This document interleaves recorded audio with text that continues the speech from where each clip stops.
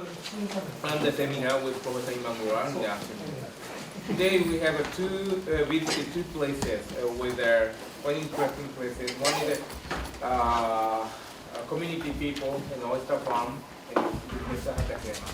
In the afternoon, it's government-oriented or association-oriented for the ecotourism. But one thing that we should not forget is everything that this ecotourism or oyster farm or even the Great East Japan earthquake is just one of the material to think about the future sustainable society, establishment of sustainable society, and how the resilience is going to be achieved in order to sustain the society. And throughout this symposium meetings, this society, Sustainability Science Consortium, would like to put some document with a proposal. May not be made declaration, but we want to have summarized this throughout this program. This is the things to maybe proposals that we want to make, which we also made last year with Professor Dasgupta and Dr. Ramsey. But before starting to this, putting a proposal, since we have hour and a half, hour and 40 minutes, it's basically we have plenty of time. Do you want to repeat some important point, or you want to have a little bit more things, or you want to have some clarification about these region-specific things? Within my capacity, within somebody's capacity, I think we can answer. But I think we are familiar with this issue.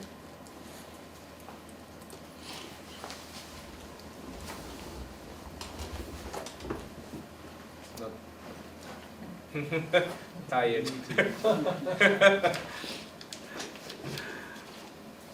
For example, in how yesterday I was asked, why there is no plan. How the plan is implemented. And actually, I did not give a clear answer. There's a plan, master plan, yes. But now I think you can see some, difficulty. Why consensus building for the making a plan, whether continue to, getting back to the original or getting some new form, still seems to be there is no consensus. And we cannot, they cannot continuously talking about it. How they're, but getting back to the society revitalization development, what is their, the important things and how their suggestion to be made, and then of course government has always have suggestions. This is the things that we are thinking. Having a 10-meter seawall, having a ICT supported, warning system, costing another maybe $10 billion. And I'm not quite sure, for Mr. Hatakeyama and his colleagues, can decide, everything.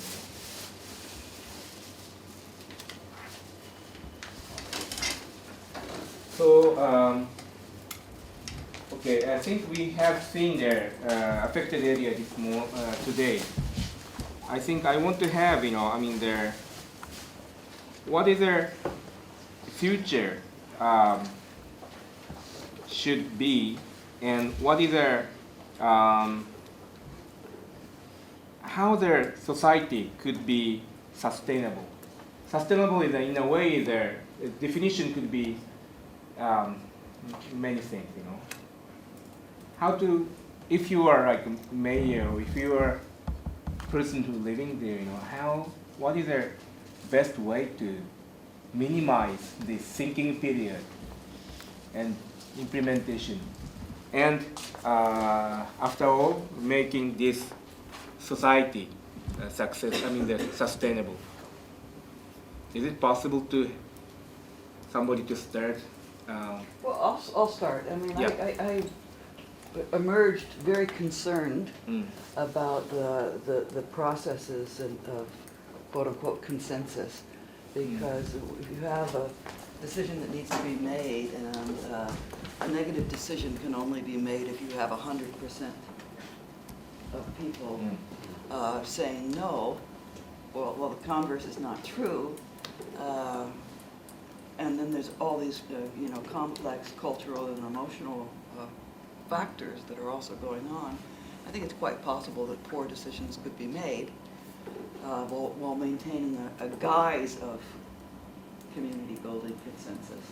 It was not really what was happening. And, clearly the region has got incredible natural resource, natural beauty and potential, and losing that capacity for the future it could be a real danger. I found it quite fascinating. I'll just say very briefly, because this is my second venue. I was much more involved in the post-disaster activities in Sichuan after the Wenchuan earthquake, and comparing and contrasting the community meetings that I participated in there and here, and seeing how that process evolved is quite fascinating. But I'm concerned. I mean, I hope that there'll be some methodology by which logical conclusions and decisions could be made. But you must recognize that this problem is only for the construction of the high seawall.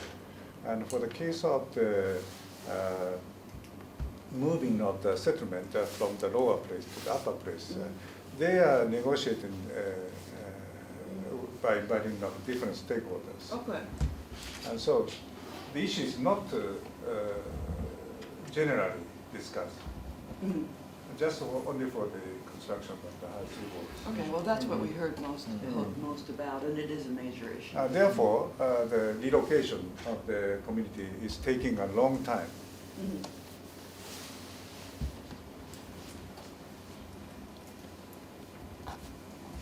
So I think this point is also important, because not in all cases they are taking an inappropriate approach, but only for this case. And for the other cases, a participatory approach is going on in many places. And you think going well? It takes a long time. And it depends on the places. Some places they could get the consensus already, but in other places still the communities, the groups in the communities are fighting each other.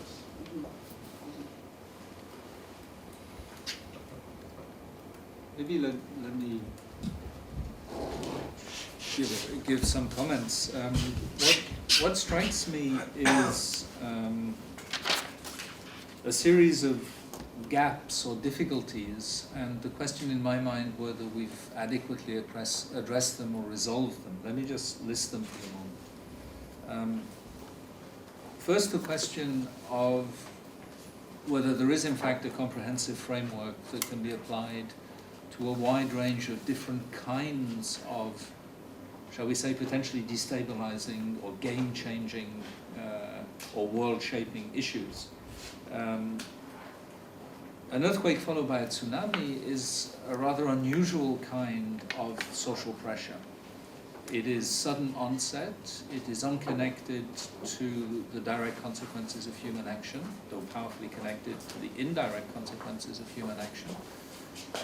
It affects some societies much more than others.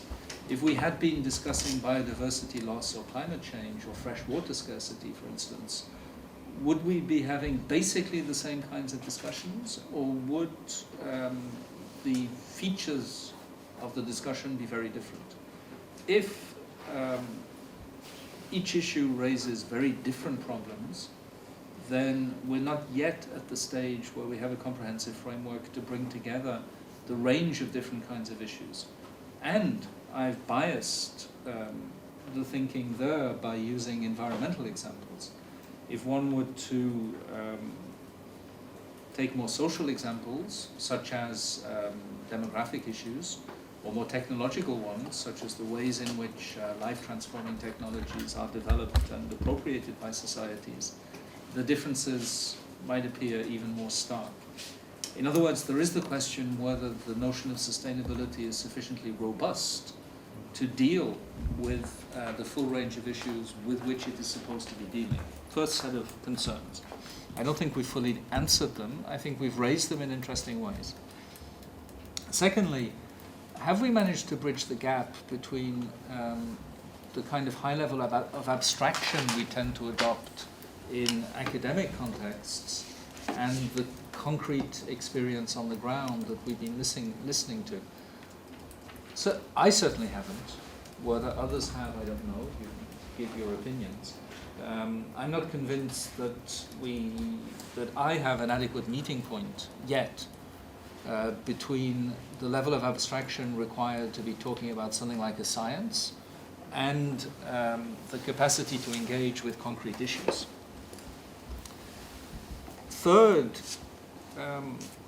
the kinds of questions we've been discussing, and I suppose this relates to the first question about the exemplarity or not of the specific question we've been looking at, raise the question of the time frame for sustainability, which is notoriously ambiguous. How long are we talking about?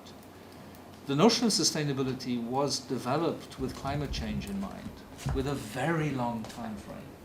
A time frame stretching to future generations beyond those with which we might expect to interact concretely, let's say our grandchildren generically. But the time frame for tsunami risk and reconstruction is much shorter. It's a generation. It's 30 or 40 years. It is within the political planning cycle, though sufficiently long to challenge the electoral cycle and the public finance cycle.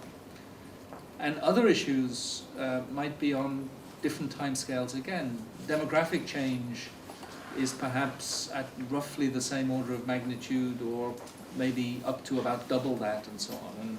And technological issues might, in many respects, be shorter. The sustainability of production systems in the face of technological change tends to be on a sort of 30 to 40 year cycle. It's notorious that beyond about 30 years, detailed foresight of technological change is very close to impossible. So any attempt to consider the sustainability of employment, for instance, beyond 30 years is largely a waste of time. If there isn't a single time frame, then are we talking about the same kind of thing? Or are we talking about different things that it may be convenient rhetorically to label with the same label, but there's actually not a lot of scientific benefit in doing so?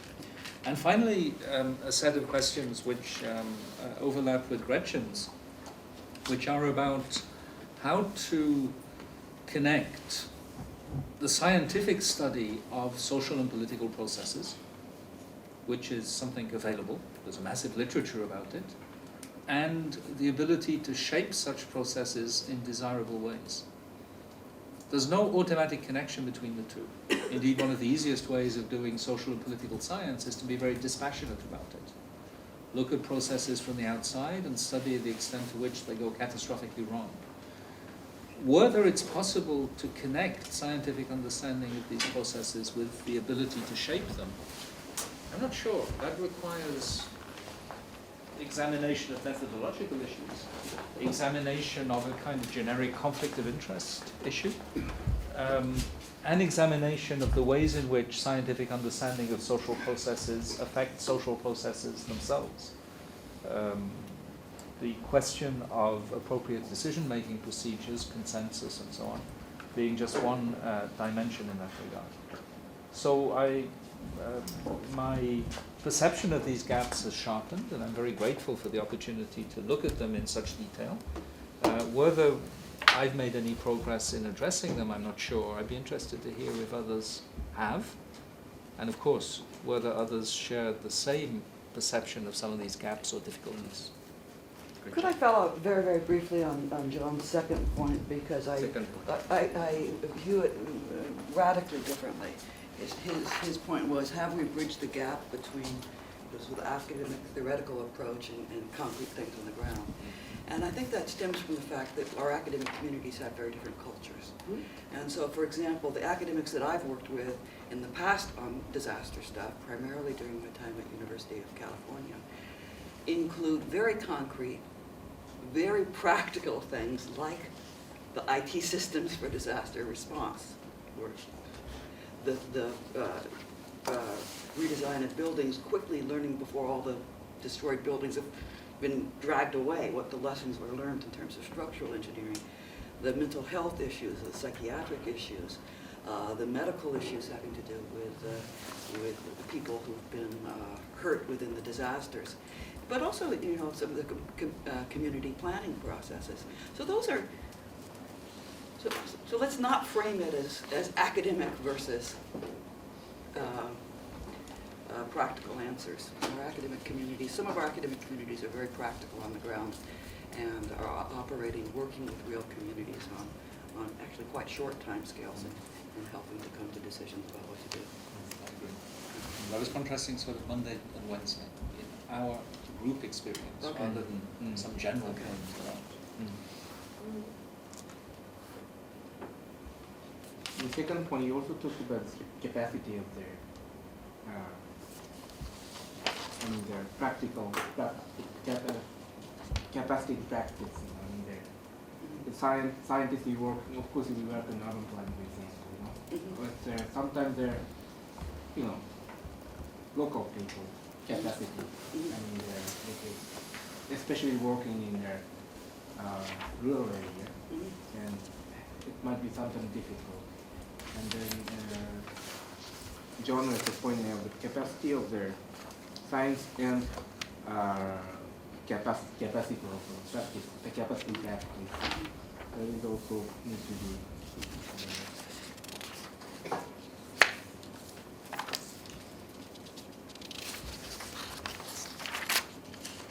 You want to respond to the John pointing out 4 points. Last one is rather a little bit difficult, but anyway, this is sort of final kind of thing. But one is there. Time frame, for example, maybe easy to discuss. Sustainability time frame, climate change, disaster.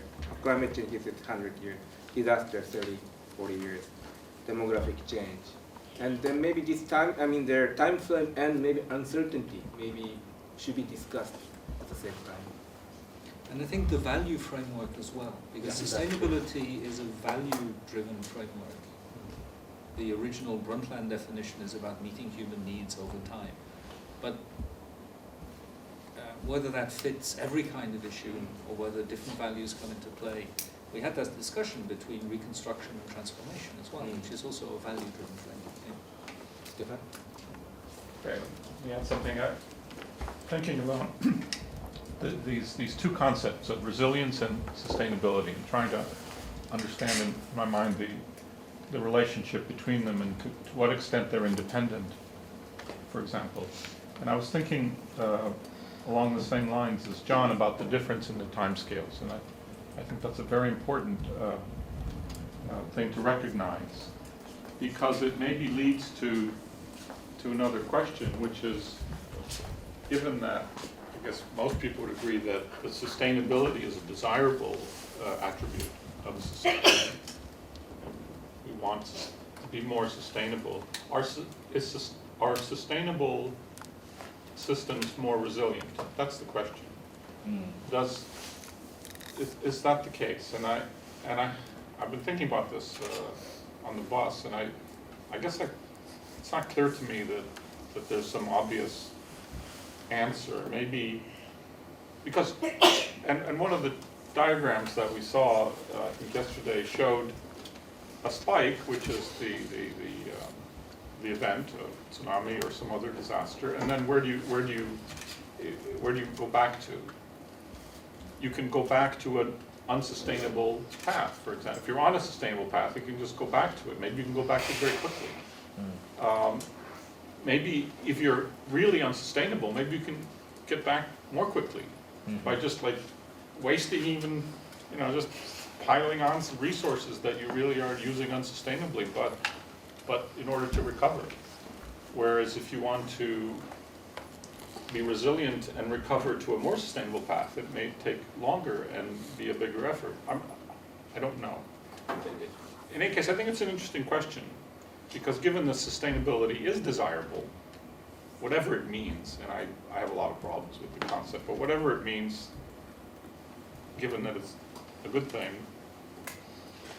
is it necessarily give you a more resilient society, one more resistant to shocks? And it's not clear to me that it does. Maybe if you looked at the past. I mean, I guess there are examples in the past of societies that were more resilient.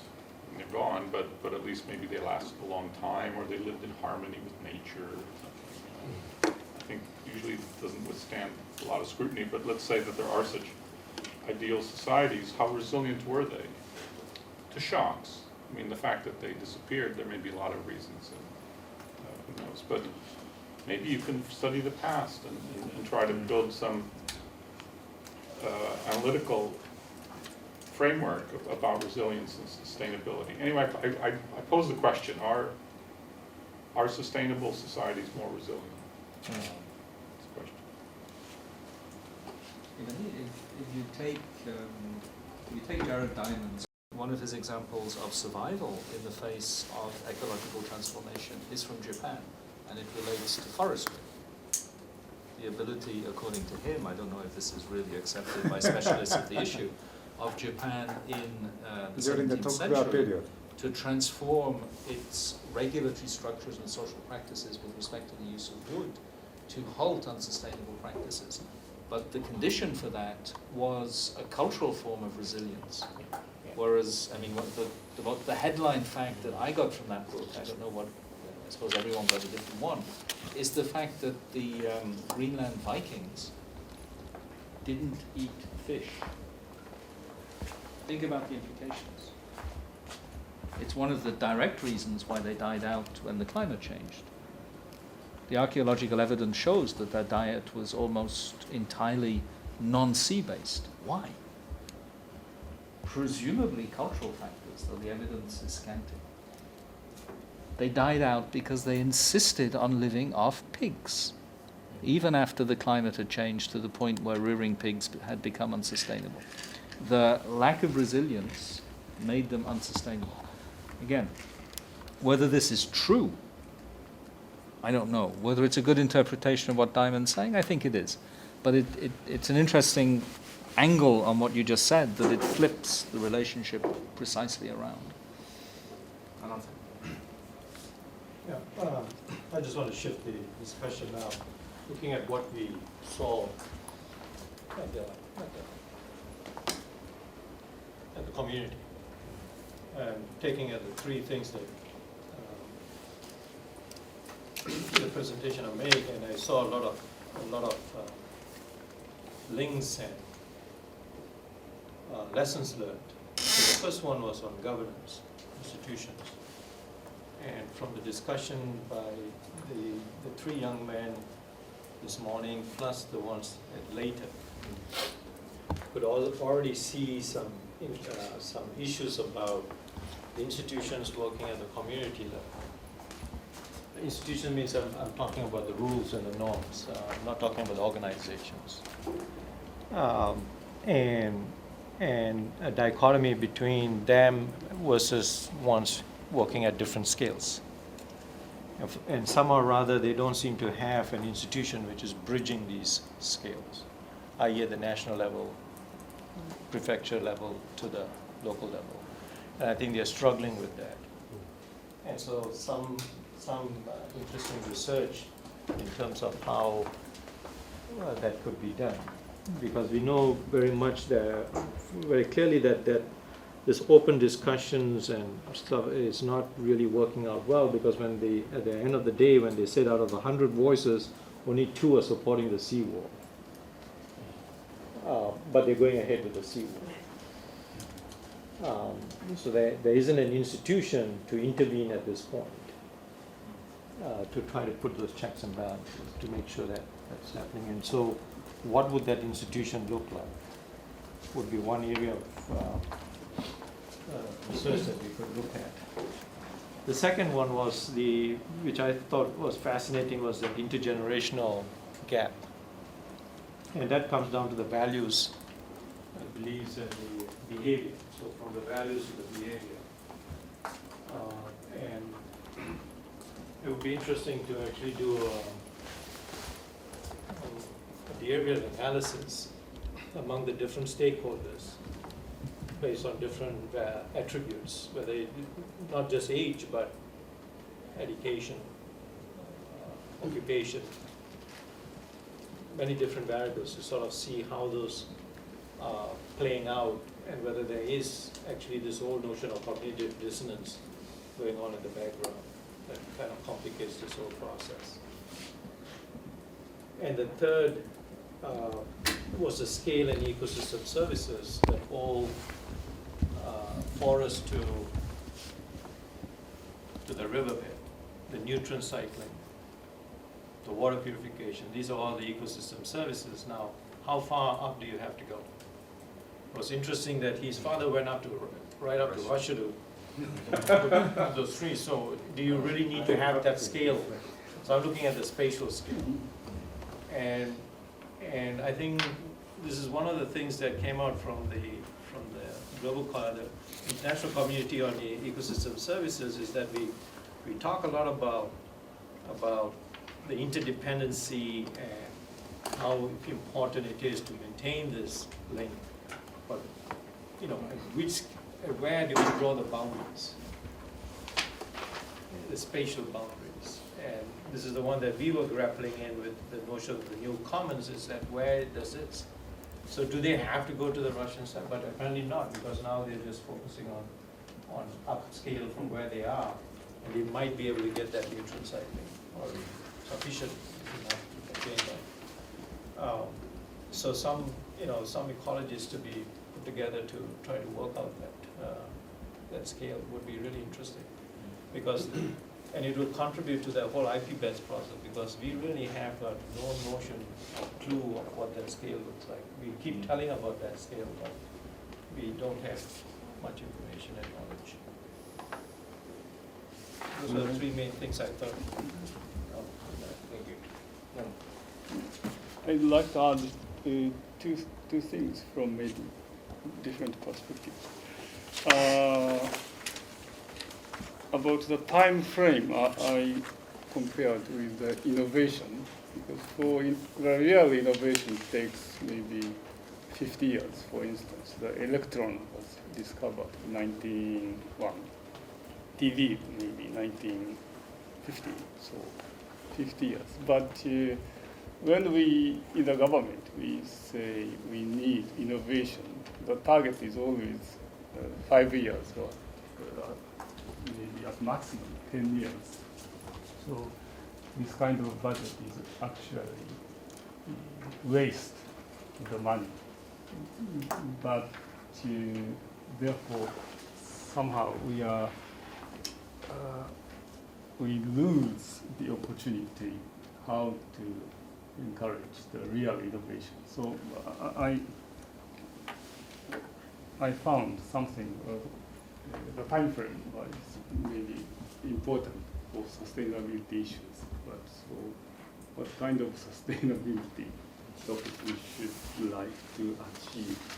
This is about the time frame. The second point is, as Alansa just mentioned, this. Today I really recognized that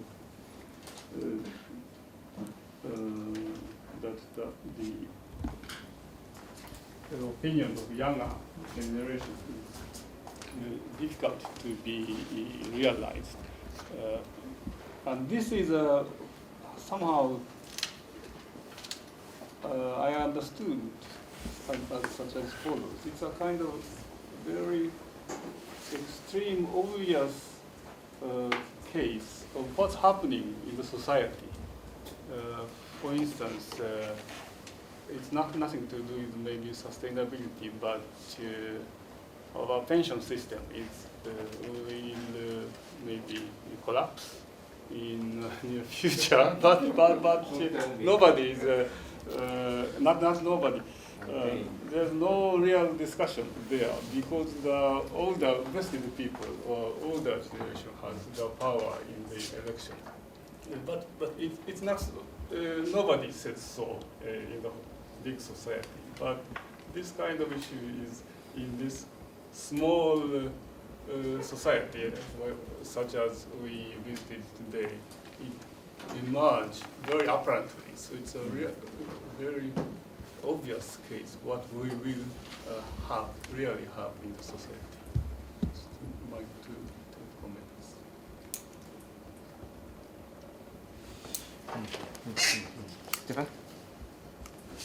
I was really struck today by this forest sea idea.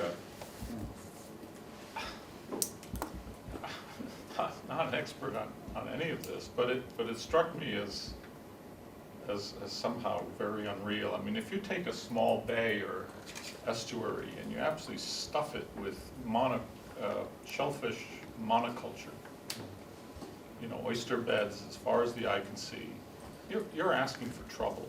Okay, that's a typical thing that people do, but it's asking for trouble. It's clearly unnatural and unbalanced, and you're asking for trouble. Now maybe that summarizes human history, you know, asking for trouble. But the idea that you can then make that okay by planting some trees and cycling nutrients. I mean, this is the kind of jargon that you hear. You know, we're going to cycle nutrients. You know, as though this was going to make it okay. I mean, maybe there's a scientific basis for this, but this is exactly the kind of thing that goes wrong. You can't make an ecosystem like that right by just planting trees. I'm almost certain of it without, of course, no really knowing anything about it. So and then to sort of wrap it in a high-sounding sort of terms, maybe it will work, but I rather doubt it.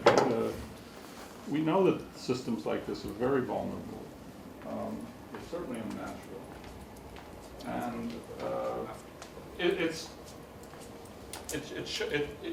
teaches you. I think it should teach you to be very careful. Be very careful. And if you're going to make a policy out of it, very, very careful indeed. I'm not sure it's any different than building a seawall, frankly. Although it sounds nicer. Of course. Yeah. So we're rolling back to Neolithic Revolution. Well, to monoculture type agriculture. The rice production. Rice production. Rice production and Yes, I mean, you're vulnerable to diseases. You're very sensitive to pollution. Lots of things go wrong with monocultures. Well, just to respond, there's huge tons of literature on the whole notion of ecosystem services. Of course, then doesn't say you grow the trees and then you just completely farm the area.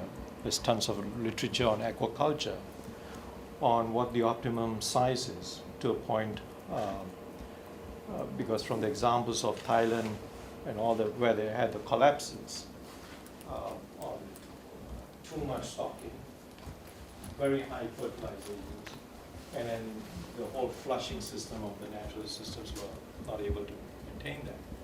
So I think the gentleman, we give credit to the dad. I'm sure he understands the carrying capacity of the bay in terms of how much that you can put in there. I think they might have been doing a relatively good job. And that system has been destabilized by cutting off the trees of the nutrients. So, what I'm sort of saying is that there is a lot of examples out there, and unfortunately we don't have any colleges. Do we have any colleges? I would also make that caution that none of us in this room are particularly specialists in that field. I think you might be being a bit too harsh I yeah, said I was not yeah, a specialist, yeah. but caution. Yeah, I think the caution is Caution well is warranted. needed. Let Even me when it just point sounds out good. that we do have extensive resources to bring to bear in this particular issue. One of the parts of the intergovernmental program on fresh water, the IHP, is this network called HELP. Another horrible acronym. It's Hydrology for the Environment, Life and People, or something like that. And that works with 60 river basins around the world. Look, the scale there is the river basin scale. So the idea of going all the way up to the Amur, and tries to bring together the hydrologists, the ecologists in that particular river basin to try and understand the complex dynamics that are so challenging to understand, but are so vital to, the ecosystem services that those, watershed basins provide. And so, working in, to the greater degree, the networks that many of us enjoy in this room on these sets of issues, I think is an important potential contribution to, the very concrete steps that need to be. Just following from Gretchen, one example would be for IR3S is through the government of Japan is to put forward a suggestion on a thematic assessment for IPBES on this linkage issue and around the world, and then try to get some, consolidate that information, see when it works, what scale it works, because the scale is the critical issue, right? And the loading and stuff like that. So it's something worth thinking about, because they already have one of pollination.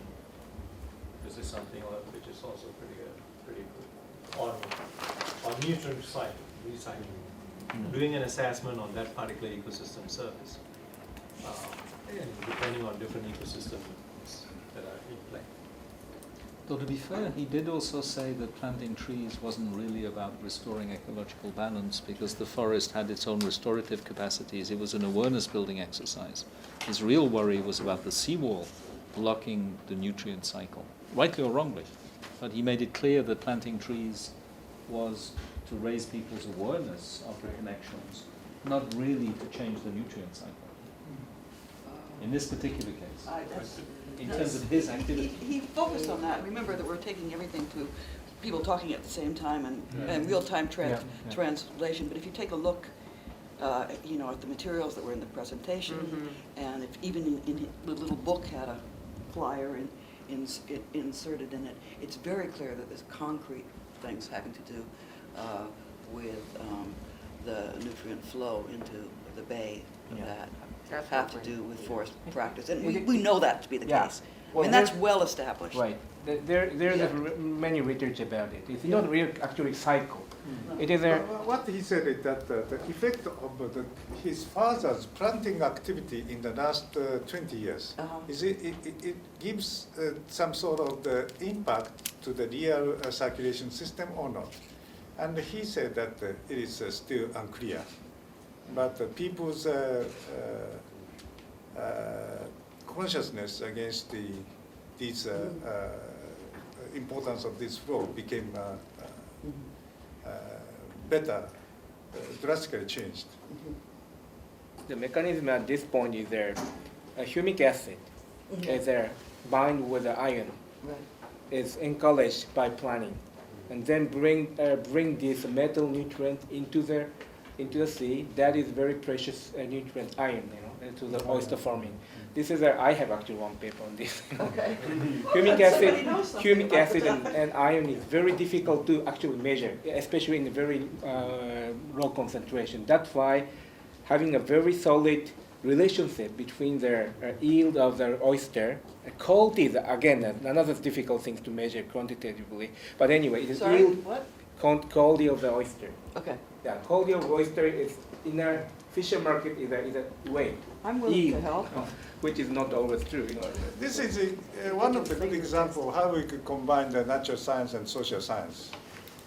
Yeah. So people's awareness and then the physical, environmental understanding. Yeah.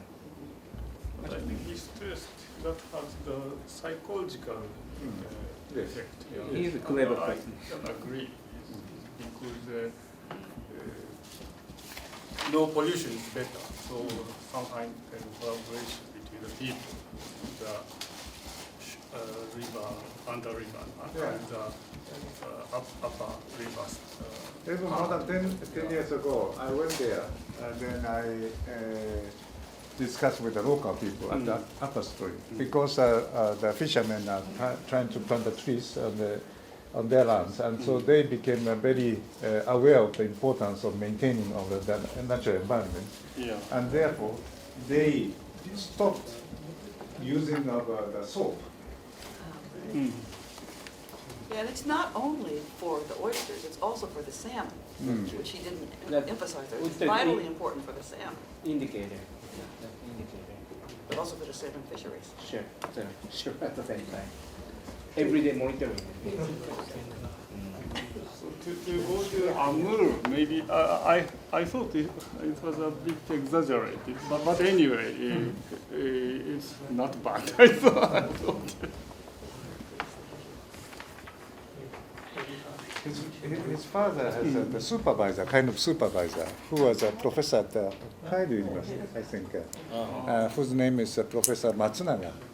And he discovered this scientific evidence From the Amur to the shore of along the Sandik coast.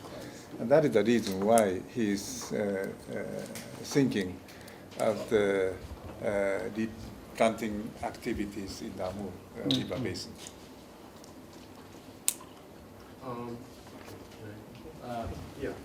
Regarding the time frame, Takayama-san also mentioned that the 25 years is still too short to find out actual impact on the nutrient cycle.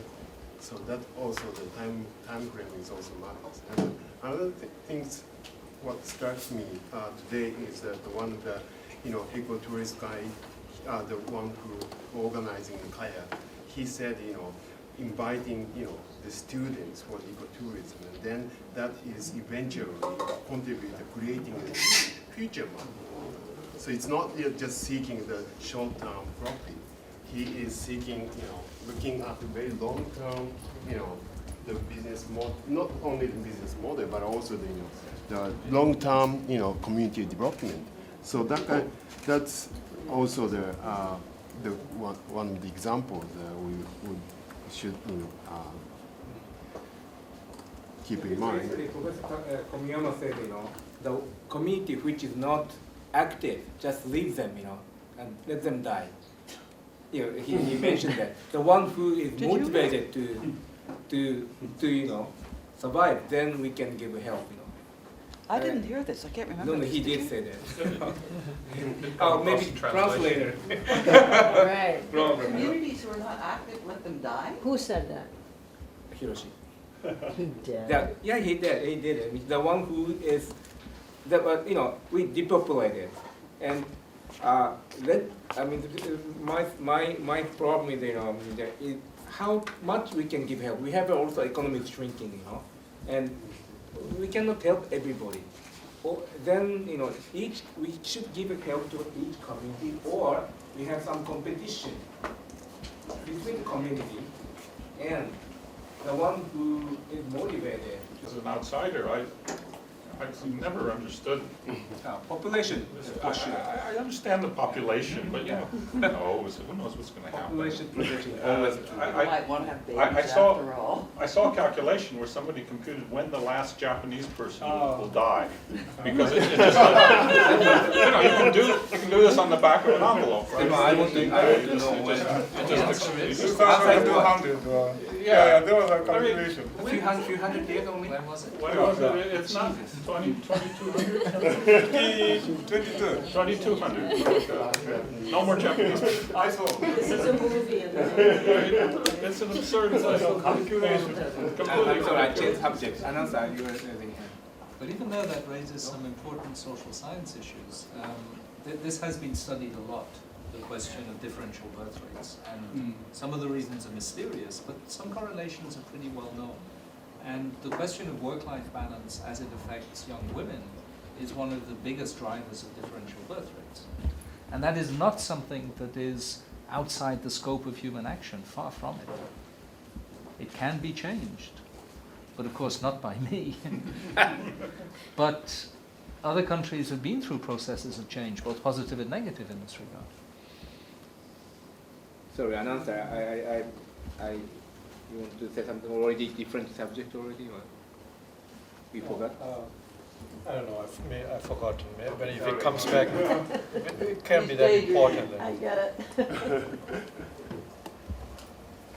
We're talking about time frame. No, but I'm saying if you make decisions today already based on partially using this idea that you have to prepare for a long-term decline of this country as a whole, I think you're making a big mistake. I think that's something that you should avoid doing because it's clearly totally unpredictable at that scale. As you said earlier, and I completely agree. I mean, there's so many things that are going to or you said it, Nagano-san, the technological change and other changes are such that you cannot say anything about the year 2200, and so beware of using that today as a guide for actual action. For saying, are we going to protect ourselves from tsunami? How are we going to deal with the tsunamis, which at this magnitude in a given area probably recur with a period of say hundreds of years, 200 or 300 years. So if you're addressing the tsunami threat, you could conceivably say, well, in 200 years, the population of Japan will be minuscule. Nobody. Yeah. So Nobody that left would from tell my you water. whether you should build a There's seawall no or not. Now, I mean, that would make no sense at all. On the whiteboard and years. Announcer? Not how it works. Announcer? I'm not sure who said in the long run we're all dead, so just live for it. But that was not the point I wanted to, coming back to trying to contribute towards a process. What was interesting today was the whole value formation in terms of values, and depending how it's very different across different socioeconomic variables. Now there's a task force for IP based on valuation that's going to be really going very quickly. Now, my fear is that that's going to be based on a very straight neoclassical economics framework, assuming that people are rational and willingness to pay kind of concepts. There's an opportunity here to try to go beyond and try to do something more from the behavioral perspectives, running some experiments to really see what people's values are on the services. So let's say this nutrient cycling, well, okay, people are saying all that, but let's say what really do they value that vis-a-vis something else? So bringing trade-offs implicitly in that valuation exercise, which is normally not done, because you always ask how much would you be willing to pay for this, but they don't ask you that when you do this you're going to lose something else, or those kinds. So there's this emerging literature on running experiments, behavioral experiments and stuff, but never has something been done for the valuation. And that's something that MOEJ might be persuaded as a contribution to the ISSS. No question, MOH.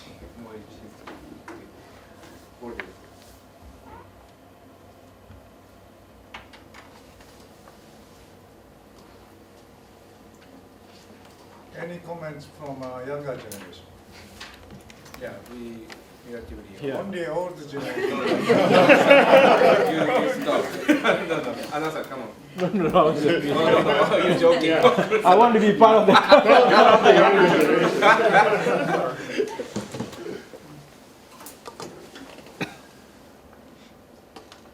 Yeah, you can. What impressed me most is that how the young people that take the initiative and to participate in the construction process by making something different I think the depopulation problem is not only the problem in the affected area, but the problem that everywhere in Japan. So without the motivation of the young people to make the change, I think there's no future of Japan. But as we from the interview today, and we can see that now the elder people have much more power, and the younger people, and they cannot speak out their voices and to make the change. So from the perspective of the institution and how the government could support the young people and to give them the power, I think this should be a question that the government should be thinking about, also from the voice of the academic institutions, and give some suggestions. Do you have any voice to how to change the ionosphere? I could. And also, they're talking about the ecotourism, and then today, ecotourism. That could be a possible solution and for the sustainable development of this local area, because the traditional industries could not last for long, but for the as I said, in the other places, there's lots of local areas. They have the same kind of idea to promote the ecotourism, but I think they could not regard the other areas as a kind of competitor, but should regard it as a cooperator and to promote the concept of ecotourism in the whole of Japan, and because most people in Tokyo area, they don't have experience in the rural areas, but for the affected area, and they differentiate themselves from the other places because they attract more attentions from the from other where in Japan, also in the world, and they can make this as an opportunity and to appeal this concept and to spreading out their ideas, and so that they can make a kind of model, and as the regeneration of the local areas by slow the ecotourism, and so that contribute to the sustainable development of local area in the whole Japan. Well, for me, it was a really interesting experience, the whole idea of walking, even if I couldn't get into the subject that for me was more relevant, because I understood that this had very limited time and the area of expertise was considerably outside the area. Seeing the broken foundations and the broken links of communication and the broken, you see that it's a resilient society, as he was saying before. It's standing, but how is it standing, and how is that social reconstruction happening? Because there's a lot of attention being paid on infrastructure and the way that the cities are going to be built in a safer and more resilient way. But how about the acceptable risk that the community is willing to take, and how involved is the participation of the different sectors? It seems like everybody has their own agenda and is pushing different channels. I was really interested on the concept of education, the way UNESCO can provide power to the teachers and therefore a little bit shake the structure within the educational system. I will look into that because it's really interesting. There's also the idea of investing on a long-term social capital, which would be really investing on education and trying to build resilience from the beginning. So with that in mind, it's been really, really interesting, and I have lots of food for thought and very little real conclusions, but I mean, interesting.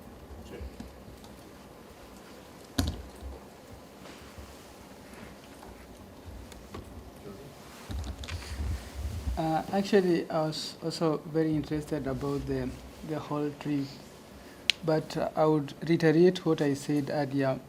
The whole group composition, I don't think it was very inclusive. we didn't have much experience contact with the people who are affected. We were having representatives, which in most cases, they don't depict the true pictures. Also, we did not have good chance to interact with the old people and also have their opinion, and also the people from the central government. But I was been thinking, depending on the challenges that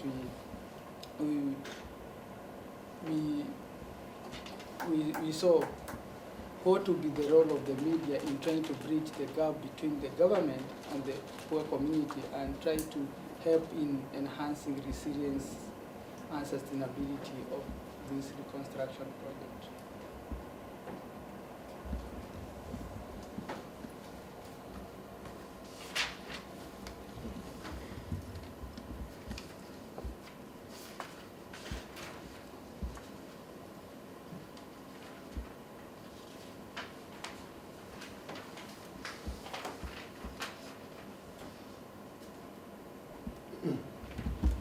Can I say something about resilience in Japan? I'm thinking about this.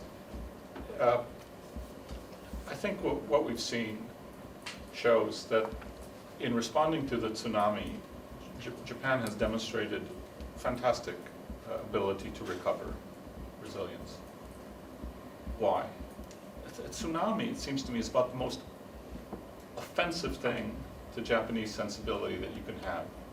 It's a random, pointless, vicious event that serves no useful purpose and that generates a mess. It just creates a mess and ends and leaves. And that's something, it seems to me that if you're Japanese, you just hate that. It goes against the grain of everything that you see around you when you come to Japan. This is just offensive to Japanese sensibility. So you fix it, you clean it up, you get rid of it. You just make the effort, you invest the money, you grit your teeth, and you fix it because it's the kind of society you are. You go back to the things that you care about: order, harmony, discipline, sense in life. On the other hand, Japan has been criticized for not responding well to the collapse of the banks and the real estate bubble and the economic downturn that occurred as a result of sort of excessive economic growth, uncontrolled, and that the government, but not just the government, the system did not do the things that needed to be done to fix the structural problems in the economy, and so as a result, for 20 years, whatever it is, you've had deflation, almost deflation, in any case, not a robust economic recovery, in spite of harping by economists saying that you should do this, you shouldn't be doing what you're doing. So resilience it's not one. It isn't always the same.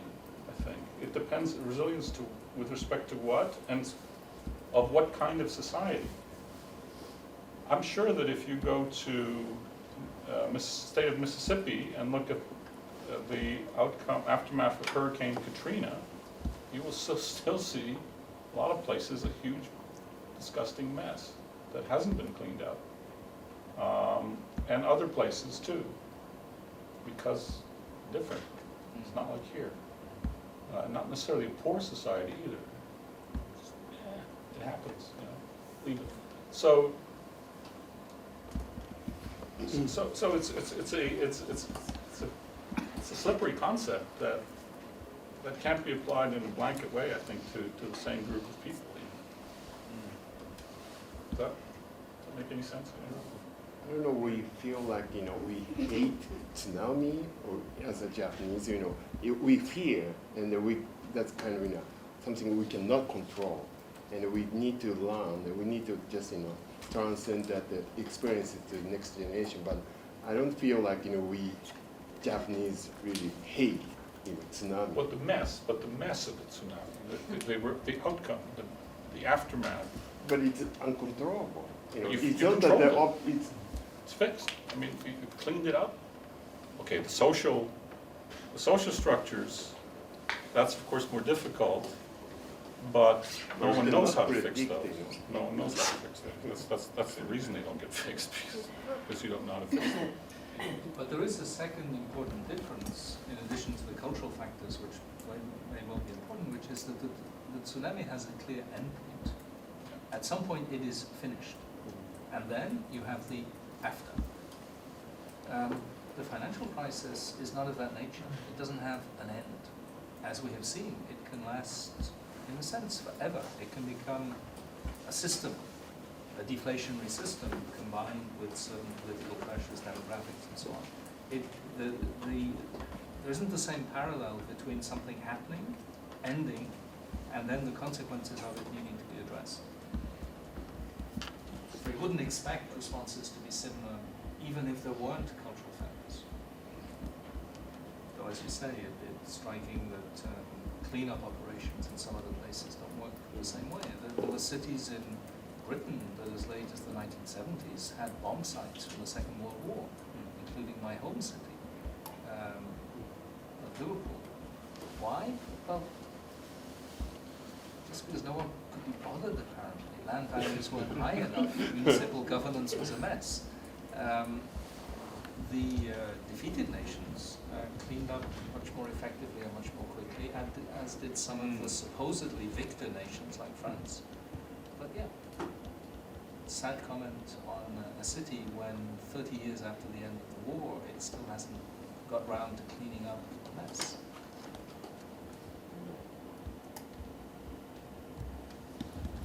One feels it wouldn't happen here. No, I agree with you. certainly not. I mean, the sight of a ruin in the middle of your city, I mean, it's unthinkable here. I mean, the only place I've seen it is in Hiroshima. Exactly, I was going to say. But for which is a very powerful and moving place, but it's why it's there, is to move you and to teach you a lesson, and not because nobody thought of fixing it. Maybe Japanese think that we are not too so resilient. So in case of financial crisis, then we need a kind of change of social system. It's very difficult. But after the tsunami, no need to change of social system. Maybe after the war, nothing there. But that was not the change of the system, but to build the system from nothing. But to change the social system in Japan is so we know it. Therefore, everybody says Japanese society not resilient.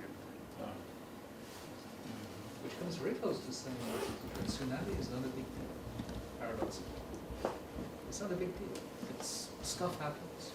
And it's interesting how you could create a parallel between something that has directly killed thousands of people, but is in kind of stuff happens, needs to be fixed mode, and a background difficulty which hasn't killed anyone, though it's perhaps reduced aggregate welfare by a few percentage points, but which is seen as a systemic crisis of national identity.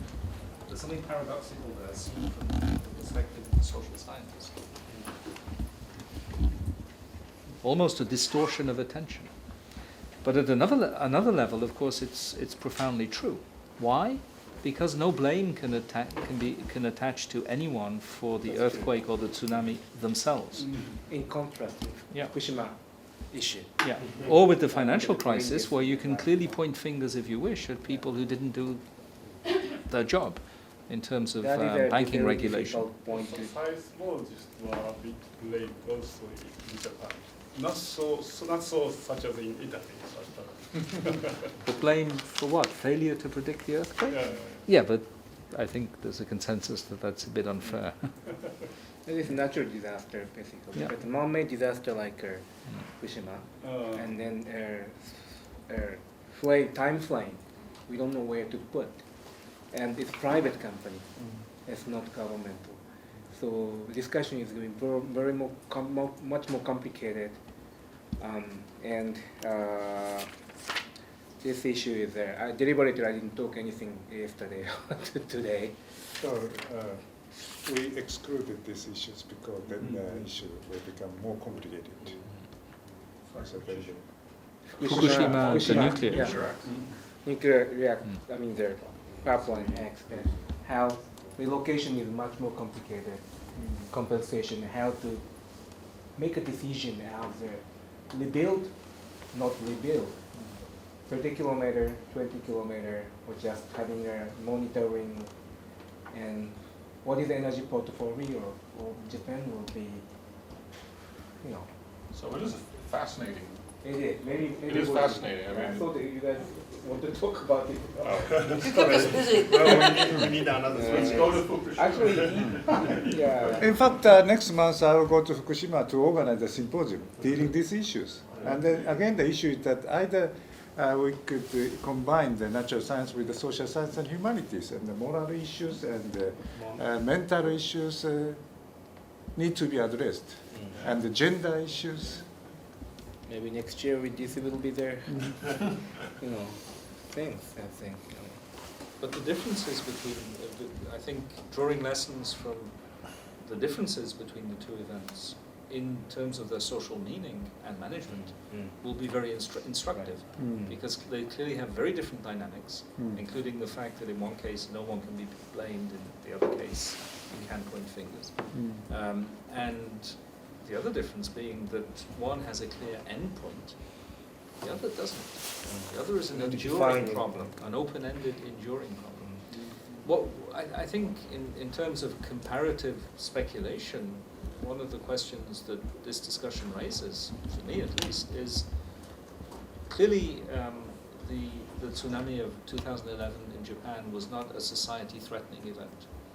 It was in the category of stuff happens, and societies can deal with it, and deal with it by drawing on their own internal resources. What does it take for a natural disaster to go beyond the boundaries of stuff happens, we can deal with it? And clearly, societies can be destroyed by natural disasters. But it's rather unusual.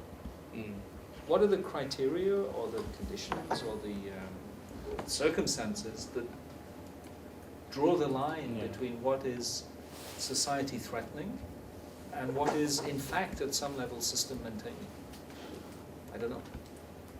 The comparison with Haiti is interesting in this regard, but it's a difficult one because basically everything is different.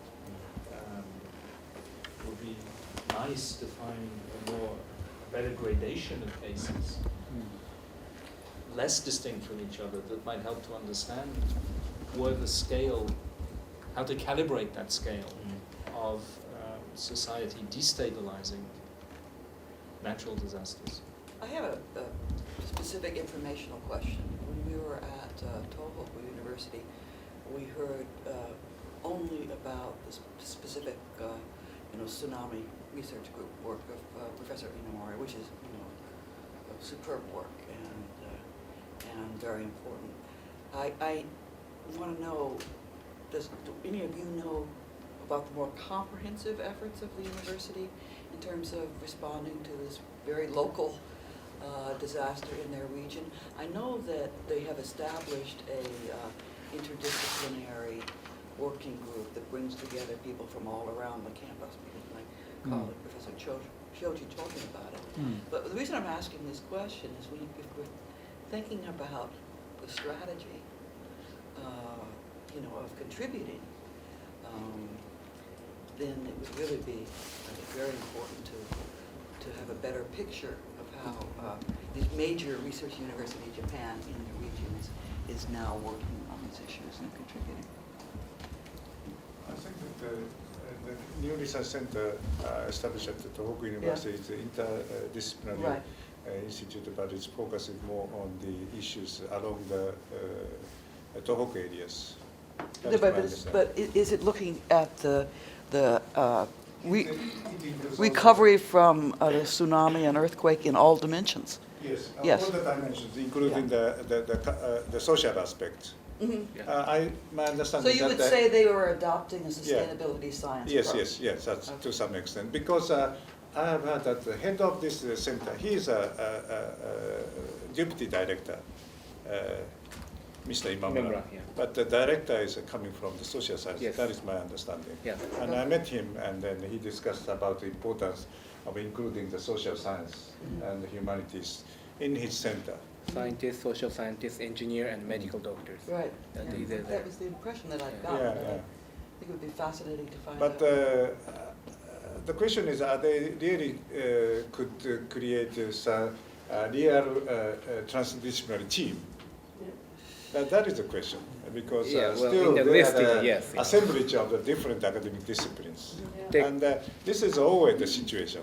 If you say something like transdisciplinary, interdisciplinary, you can invite the various researchers from various academic disciplines and then allow them to do something. But they will continue their disciplinary approach. And Okay. then only the director will say, our center or institute is just a transdisciplinary. You look this, and then no fusion. Well, you know, I would like to learn more about it personally. Yeah. Because I have a lot of respect for the institution and for colleagues, and with the right leadership, I think they could do a hell of a lot. Yeah, I'm having a discussion with the ISSS, and then the meaning of transdisciplinarity I explained already in my talk at the UNU, that the transdisciplinarity needs the fusion with the society, and so the science policy society interface would be the most important things. And the society is looking what the scientists are doing.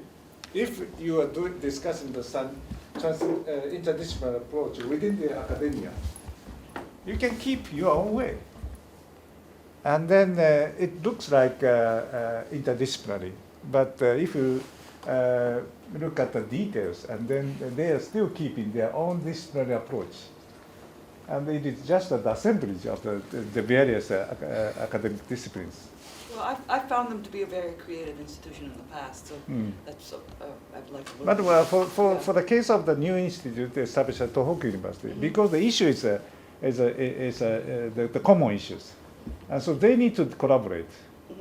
So the sustainability science has two aspects. One is transdisciplinarity, and the other one is the science need to contribute to the pressing global issues. Why? Because pressing global issue is a single issue, the combine of the various important single issues like climate change, biodiversity loss. In order to understand the biodiversity, social scientists need to collaborate with the natural scientists. So the impact of tsunami, and then the impact of the economic damage, and the impact to the social, cultural structure, and so on. So it's much easier for the scientists to move forward toward the integration of the academic disciplines. That is my understanding. In each disciplinary field, they are doing a lot. For instance, the renewable energy, you know, to provide the Tohoku region with some system using, first developing some appropriate energy system and to distribute. I think they are doing a lot. I understand the statement by Mr. Komiyama that innovation is not the innovation of individual academic disciplines. He said that innovation should be a combination of innovative approaches. That's the innovation. Yeah. Should paper. I have a point.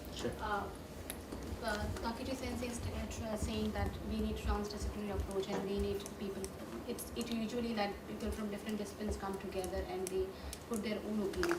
This is for all at higher level, but at students level, if people from different universities, different background, urban planners or designers or landscape planner, ecologists, if they have been given an assignment to go on site for a few months and study there, be there, and help the people, like if these people are planning for an ecotourism geopark, but they don't have any idea. But if these students, they do some case studies, they give them some ideas, I think it will be very beneficial for the local people to understand what geopark is, what are the different ideas are, how they can implement. So if students will be involved involved in such process, I think that would be very helpful for even the local people and even students to get the real-time experience of what's happening, how they need to deal with the problems.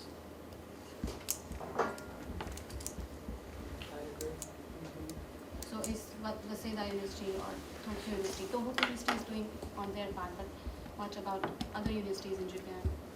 If some exercise can be planned for the students from different universities to come together and work on site.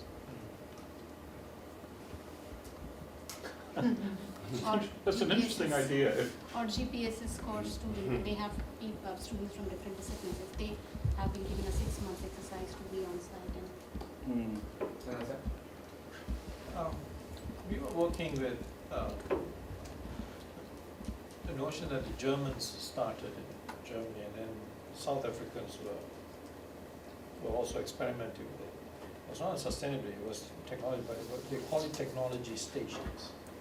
Technology what? Stations. So what that involved was they pair up a group of universities, but primarily these were engineering driven departments, to work with local communities to then establish the kind of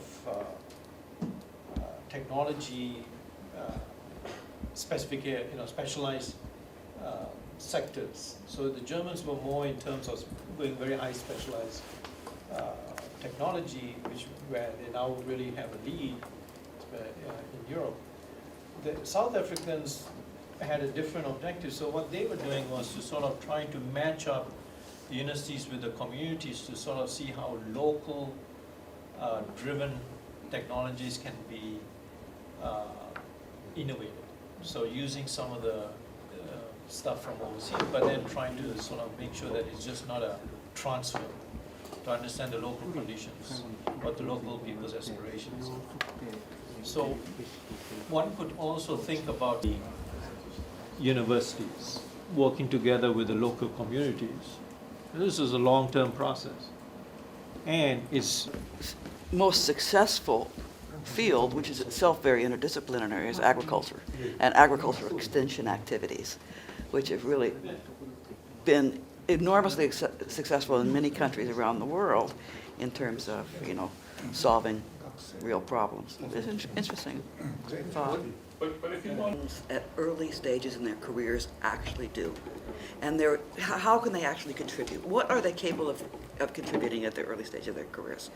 And it turns out that with the right structures, they knock the socks off of people and contribute a great deal, and they're more open to communication with communities, and they can be very, very effective. And we've learned quite a lot in many different nations about the pragmatics of this, because it's hard. It's hard to do. But when it works well, they can contribute a hell of a lot. They really can. I'm just looking from my own experience when I was doing my MBA. For the last year project, we were put in a team, and depending on the companies, so we had a roster of companies in the Bay Area who had come and said, we need help because we can't pay the kind of consulting fees that management consultants pay, and we need this help. And so then we are kind of then formed into a team by the professor who thinks, well, for this case you need a finance chap, then you need a strategy. So we kind of, then what you're supposed to do is work with the person who's trying to set up the small business. This is all small business, and come up with a business plan. And the grades. So our grades are dependent on that, but it also then has a feedback when this. So the entrepreneur then takes that, because and we work with him all the time. And the first criteria is whether he's going to get funding, and that's the business plan, because that's very critical. And sometimes yes, they do get the funding, and that's great. And then sometimes there's a problem, and it doesn't get the funding. But the success depends on, and those guys are shrewd, the ones who are going to fund it, and so they want to make sure that this business plan has been thought through. And so it's a good joint exercise. Then of course a lot of other factors come into the play, whether it actually becomes a successful business over the long term. But I think we learn a lot with that experience. Time frame or the spatial frame or beyond GDP issues, and then the participatory approach or the bottom-up approach rather than top-down approach, and then how we could identify the difference between the restoration and the strengthening resilience, and also the transformability we discussed, and also participatory mechanism of inviting different stakeholders, including different generations, and also the disaster reduction strategy and so on. And so disaster reduction strategy, maybe we need to talk a little bit more. So this point, the major point, and all the total number is 8. In Japan, 8 is a good number.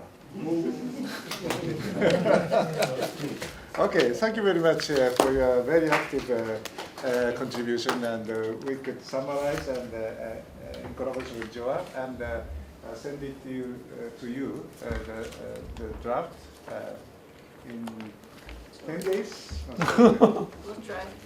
In 10 days or 2 weeks, and then I request your feedback, and we summarize our a kind of a summary recommendation to be submitted, not only in our web page or something like that, but we also to the world. Yeah.